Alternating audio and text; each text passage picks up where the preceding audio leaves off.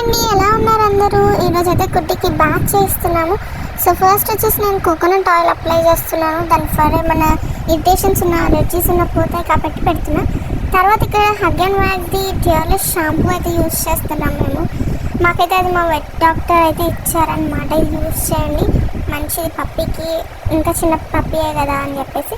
ఇదైతే తన first bath అనమాట. చాలా ఎక్సైటెడ్ ఫీల్ అవుతుంది. ఒకసారి బాత్ చేయించాం, కానీ అది మేము వెటనరీ షాప్లో పెట్ క్లినిక్లోనే చేయించామన్నమాట. అక్కడ వాళ్ళు బాత్ చేస్తారు కాబట్టి మాకు భయం అయింది, మళ్ళీ కోల్డ్ ఏమైనా అయితే హెల్త్ ఇష్యూస్ వస్తాయి కదా అని చెప్పి వాళ్ళతోనే చేయించాము. ఇంకా సెకండ్ టైం వాళ్ళు అన్నారు, ఊరికే అంతంత ఛార్జ్ పెట్టుకొని జస్ట్ బాత్ చేయించడం అంటే మీకైనా కష్టమేనండి, మీరు చేయించండి, కోల్డ్ అలా ఏమి అవ్వదు, డ్రైయర్ పెట్టేసింది వెంటనే అని చెప్పారు. ఇంకా చూడండి, నేనైతే బాత్ చేస్తున్నాను. అస్సలు బాత్ చేయించుకునేటప్పుడు ఏం అల్లరి చేయలేదన్నమాట.